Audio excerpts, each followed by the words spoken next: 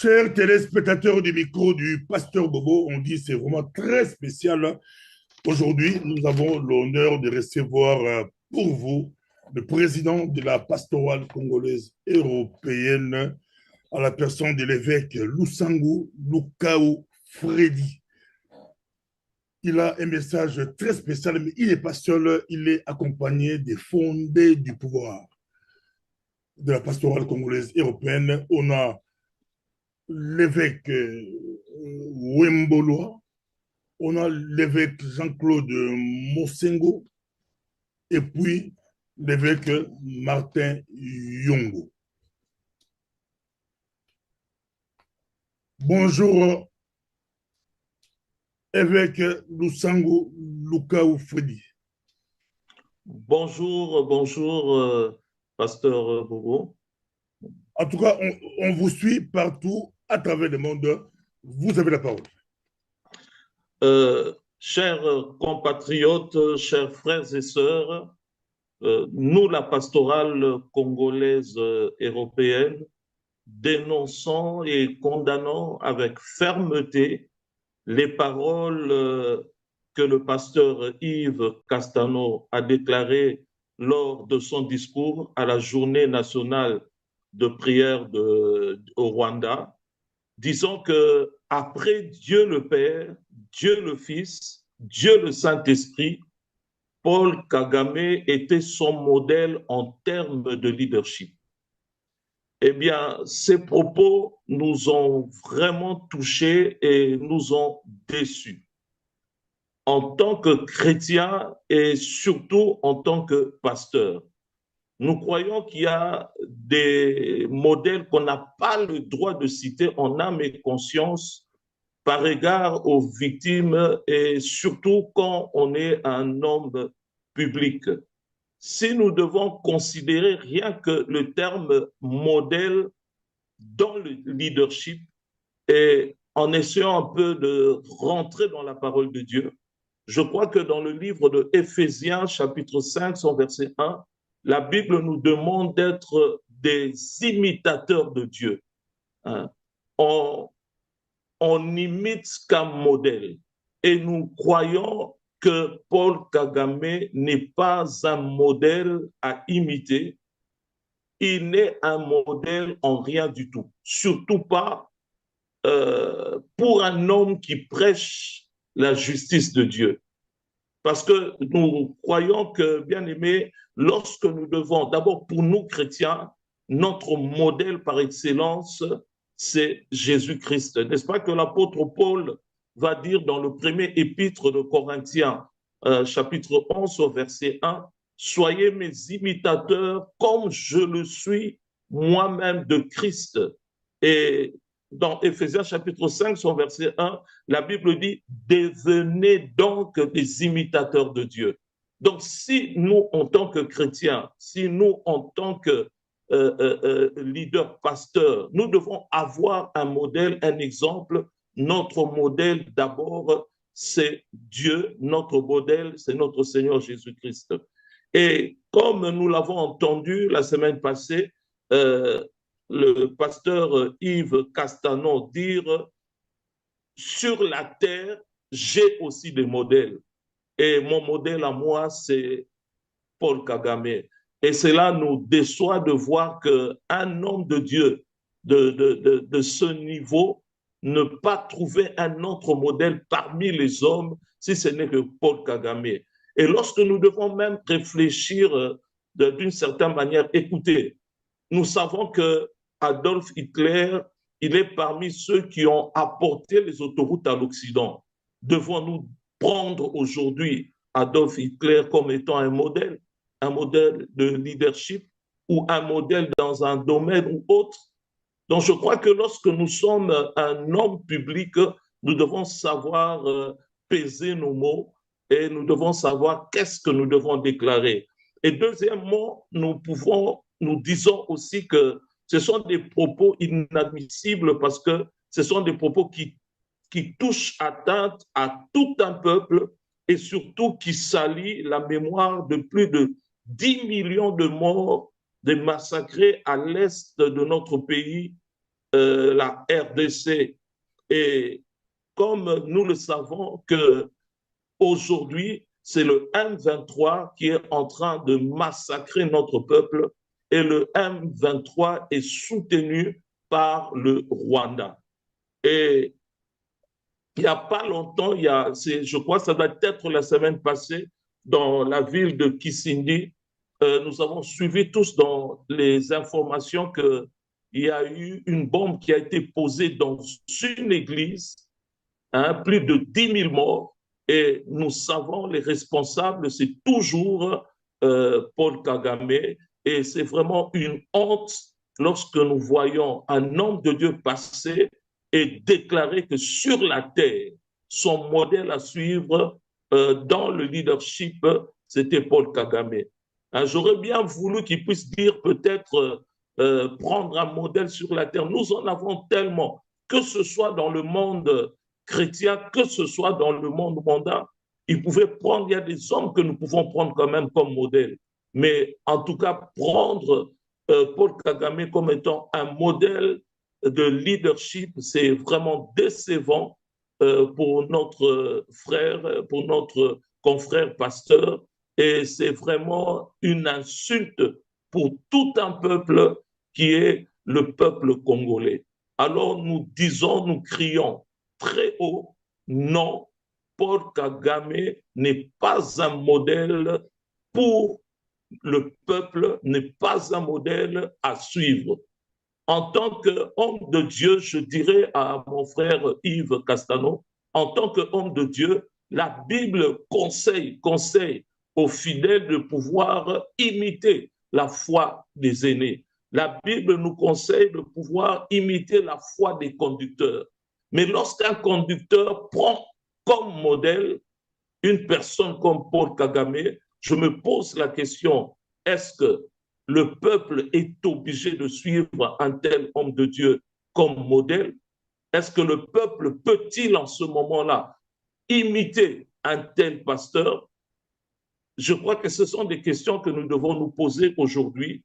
Et vraiment, c'est une déclaration. Nous sommes venus vraiment dénoncer avec fermeté. Nous sommes vraiment venus condamner de tels propos. Et il n'y a pas longtemps, nous avons vu sur les réseaux sociaux un communiqué au nom du pasteur Yves Castano demandant pardon.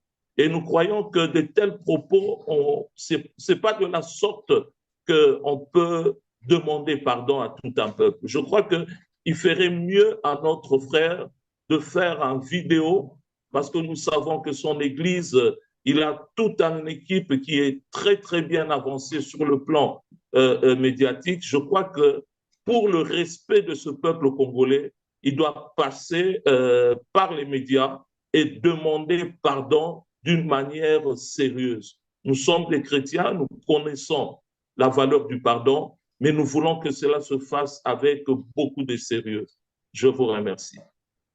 Merci beaucoup. On pourra rapidement prendre, si c'est possible, je vois, on pourra directement prendre l'évêque Wembolo, s'il est avec nous directement, il pourra prendre la parole, les fondés du pouvoir.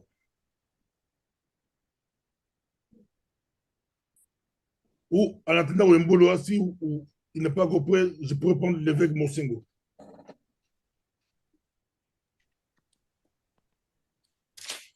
Voilà, je voudrais, en tant qu'un des leaders d'opinion et membre permanent de la pastorale congolaise européenne, exprimer un regret,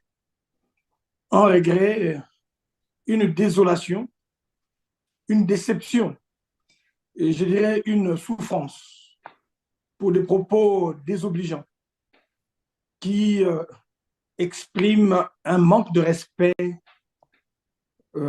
pour une mémoire d'un peuple oublié. Vous imaginez la RD Congo, notre pays, mon pays, est en deuil et continue à être dans le deuil depuis plus de 25 ans. 25 ans de viols, 25 ans de massacres, 25 ans de tuerie, 25 ans du déshonneur, 25 ans de mépris. Vous ne pouvez pas vous imaginer que derrière nos cultes, à l'image de Néhémie d'ailleurs, qui était échanson du roi à Suse, très très loin, et de la même manière que nous sommes ici dans nos cultes, dans nos célébrations, derrière nos costumes, derrière nos chants, nous sommes en deuil. Un deuil qui ne finit pas tant que dans l'Est, dans la partie Est de notre pays, il y a des crimes organisés qui font mal à un peuple. Et j'ai trouvé au travers de ces déclarations de notre frère Yves l'expression d'une prime, une prime au déshonneur, une prime au mépris pour une mémoire collective d'un peuple bafoué, un peuple qui est resté longtemps sans honneur, une prime au déshonneur. Je voudrais m'exprimer en ces termes comme quoi que le Congo est en deuil. Au moment où nous voulons relever notre tête, la Bible dit que celui qui souffre a droit à la compassion. J'ai comme l'impression que la souffrance du Congolais est insignifiante. Ça, c'est la Bible qui le dit. Tout celui qui souffre. Et comme pour ajouter, encore une fois, au travers de ces propos, je trouvais que notre confrère, le pasteur Yves, n'a pas respecté le Congolais. Alors que une bonne partie de la majorité de son peuple, du peuple qu'il dirige, j'imagine qu'il y a des Congolais de Kinshasa et qui ne sont pas respectés au travers, ne serait-ce que pour le respect pour ses frères et le respect pour nous qui sommes serviteurs de Dieu. Nous avons besoin d'un pardon clair, d'un pardon assez éloquent, avec des termes clairs, pour exprimer justement le déshonneur justement qu'on a trouvé au travers de ces propos. Et j'ai senti dans ceci comme quelqu'un qui vient remuer le doigt dans la plaie du Congolais. Nous sourions, nous dansons, mais derrière ça, le Congo est en deuil. Et je voudrais, au travers de ces éléments, en appeler à notre confrère, le pasteur Yves, de prendre son courage de deux mains, de manière à réparer cette offense à une mémoire d'un peuple déjà meurtri. C'était pour exprimer ma désolation et un appel incessant, de manière à ce que ce frère puisse nous démontrer que nous avons droit au respect. Et notre cœur est en souffrance, comme Néhémie ne pouvait pas rester tranquille, comme nous ne pouvons pas rester tranquille là où nous sommes alors que notre pays est en peuple. Nous avons droit à l'honneur, nous avons droit au respect, nous avons droit à la dignité. Et personne n'a le droit de diminuer l'honneur du Congolais. Voilà un peu ce que je voudrais dire au travers pour appuyer les propos du président, pour démontrer notre indignation face à ces propos malheureux où nous voyons quelqu'un donner une prime à la délinquance, au cynisme et à la désolation d'un peuple qui est en train de pleurer. Merci beaucoup, évêque Bosengo, président honoraire, fondé du pouvoir. Je prends rapidement Wemboloa, évêque Wemboloa, si vous avez la parole, Wemboloa. Oui, c'est comme vient de parler l'évêque Jean-Claude Mosengo, qui est fondé du pouvoir de la pastorale. Moi, j'aimerais entrer dans les contextes un peu politiques. Depuis le régime de Mobutu, quand il est rentré de la France, il a dit « Ces Rwandais nous ont poignardés dans les dos ». Le régime de Mosé Kabila, qui était venu avec des Rwandais, qui a déclenché la guerre à l'Est. Et que nous sommes Kabila, les fils, même jusqu'à aujourd'hui, le président Tshisekedi est en train de crier tout haut pour dire le malheur des Congolais sur le Rwanda. Et comment un leader ecclésiastique qu'il est, il va s'élever pour dire que les modèles qui dépassent même celui du Saint-Esprit, même des apôtres, c'est Paul Kagame. Pour nous, il nous a offensés directement. Il doit demander pardon d'abord à Dieu et à tous les peuples congolais officiellement. Donc c'est pourquoi nous disons non, nous dénonçons et nous condamnons avec d'énergie, avec toute énergie et toute force pour dire qu'il doit se repentir. Et les Congolais, Kagame n'est pas le modèle, C'est un meurtrier. La Bible dit dans Isaïe 59, malheur à celui qui verse le sang innocent. Lisez le livre d'Isaïe 59. Les sangs des innocents sont versés à l'Est plus de 25 ans. Et ils continuent à marginaliser les Congolais jusqu'à aujourd'hui. Un petit pays qui n'a même pas la grandeur d'une province. D'abord, au Rwanda, nous trouvons les prisonniers. Il n'y a pas la liberté, il n'y a pas la démocratie. Les prisonniers qui sont au Rwanda n'ont même pas mangé. Mais je ne sais pas quel leader, quel type de modèle de leadership. Lui qui est le sel de la terre, lumière du monde, va aller copier le monde pour dire qu'il ne voit pas sur la terre, à part Dieu le Père et le Saint-Esprit. Je crois que notre frère est en erreur. Nous l'interpellons à changer son langage et à demander pardon officiellement, solennement, devant le peuple de Dieu. Et que le Seigneur vous bénisse. Nous condamnons et nous réfutons cela. Merci beaucoup, évêque Wembolo, président honoraire fondé du pouvoir. Je prends directement président honoraire évêque Jean Martin Yongo, fondé du pouvoir. Vous avez la parole, Martin Yongo. Merci beaucoup, Pasteur Bobo. En venant en appui à ce que le président vient d'exprimer, il a exprimé la pensée de la pastoral congolaise européenne et je m'associe aussi à mes prédécesseurs, les fondés de pouvoir Monsengo et ainsi que Nestor pour leur contribution. Quant à moi, je voudrais dire ceci, que nous croyons que toute faute mérite réparation. Et nous acceptons ou nous prenons acte de la déclaration de notre bien-aimé, présentant ses excuses, nous prenons acte, mais nous croyons que c'est le moment que nous arrivons à s'exprimer clairement, parce que la pastorale congolaise européenne croit vraiment à la destinée prophétique de la RDC, de la République démocratique du Congo. Et nous, la pastorale congolaise européenne, nous faisons partie des acteurs prophétiques, ceux qui accompagnent et attendent le jour glorieux de l'élévation de la République démocratique du Congo. Le Congo est en train de traverser en ce moment une période dans son tournant de l'histoire et nous croyons qu'il est grand temps maintenant que le ciel nous entende, que la terre prête oreille. Le Congo étant un pays prophétique, tout celui qui se levera en parole, en acte, en action, pour appuyer, soutenir le Congo, toute personne, tout État, toute organisation sera béni et partagera le bonheur du Congo. Et tout celui qui se lèvera par parole, par action, contre la République démocratique du Congo sera maudit, tout simplement parce qu'il ne partage pas le bonheur du Congo. Nous voudrions aussi dire ceci, que M. Kagame n'est pas un leader, n'est pas une référence, ni en foi, ni en humanisme, ni en patriotisme. Et nous considérons, vu les conséquences, les effets de l'exercice de son leadership, nous considérons cela comme étant un leadership toxique. Et cela a fait ses preuves.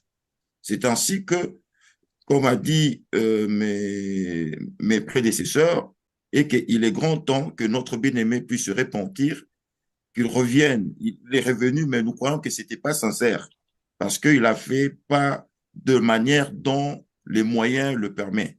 Alors, nous voudrons juste l'inviter à pouvoir le faire sincèrement et afin que les cœurs des Congolais soient apaisés.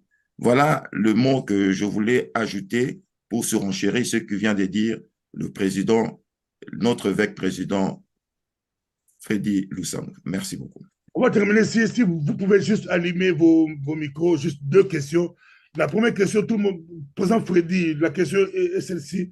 Aujourd'hui, tous les Congolais de la diaspora sont fiers de vous. Aujourd'hui, ils seront très fiers. Au moins, on a un leadership clair de la diaspora congolaise. Mais ces propos ont choqué plus d'un. Il y a eu beaucoup ont parlé. on demande un boycott. Vous dites quoi? D'autres disent qu'il faut boycotter parce que la majorité, beaucoup de nos frères et sœurs fréquentent aussi leurs églises, que ce soit en Europe ou au Congo, même à Kinshasa, à Goma, ils ont leur église qui passe là-bas. On dit il faut boycotter. Vous, vous dites quoi?